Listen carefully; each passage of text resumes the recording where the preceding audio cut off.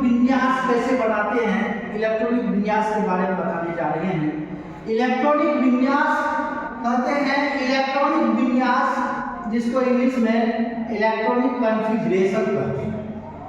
Electron को कक्षा में बांटने की क्रिया को इलेक्ट्रॉनिक विन्यास कहते हैं। इलेक्ट्रॉन को कक्षा में बांटने की क्रिया को इलेक्ट्रॉनिक विन्यास कहते हैं। इलेक्ट्रॉनिक विन्यास दो तरह से बनाते हैं, एक कक्षा पर और दूसरा उपकक्षा पर। कक्षा पर जब बनाते हैं तो कक्षा इसमें KLMNO होता है। K कक्षा में 2 इलेक्ट्रॉन होते हैं, L कक्षा में 8 इलेक्ट्रॉन होते हैं, M कक्षा में 18 इलेक्ट्रॉन होते हैं, N कक्षा में 32 इलेक्ट्रॉन होते हैं, O कक्षा में 50 इलेक्ट्रॉन होते हैं। इसका सूत्र होता है 2n²। K कक्षा, जैसे K कक्षा है तो K कक्षा पर 2n² बैठाते हैं। N का मतलब होता है नंबर, कक्षा का एक नंबर है, एक नंबर है तो एक हुआ, तो N पर क्या है, एक बैठेगा, दो जो है 2 गुना 1 पर स्क्वायर है तो 2 गुना 1 गुना 1 बराबर 2।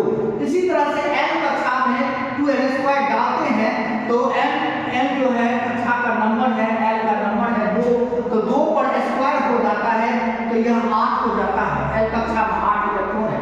उसी तरह से M कक्षा में कितना इलेक्ट्रॉन होगा, 2 गुना 3 गुना 3 बराबर 18 इलेक्ट्रॉन होगा।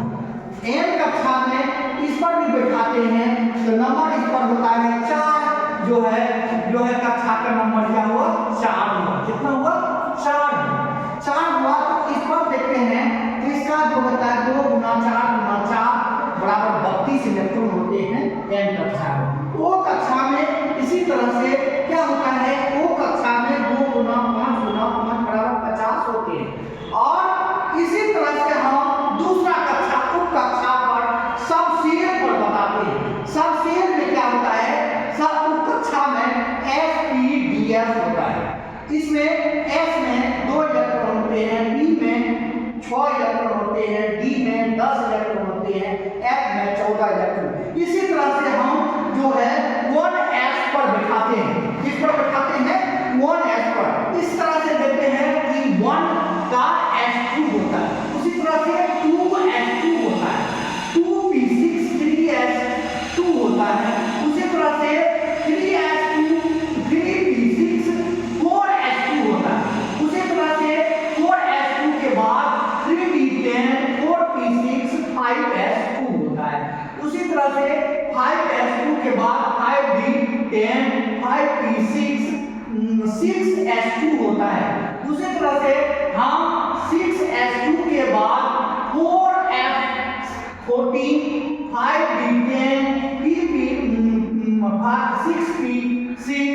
7s2 होता है।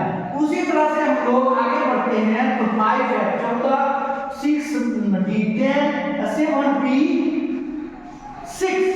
यहाँ तक जो है हमारा 218 तत्व हो जाते हैं। हम लोग जानते हैं कि कितना तत्व है, 218 तत्व। और 218 तत्व में जो है 96 जो है हमारा धातु है और 22 अधातु है। और धातु में जब क्वेश्चन करते हैं तो एक धातु है जो द्रव अवस्था में पाया जाता है, वह क्या है, वह जो है पारा है। उसी तरह से अधातु की बात करेंगे, एक अधातु है जो द्रव अवस्था में पाया जाता है, ब्रोमीन है, उसकी परमाणु संख्या 35 होते हैं। पारा की जो धातु है द्रव अवस्था में, उसकी जो है संख्या, परमाणु संख्या जो होता है 86 होता है। इसी के साथ जो है या जो है इलेक्ट्रॉनिक विन्यास का क्लास समाप्त होता है। जय हिंद, जय भारत।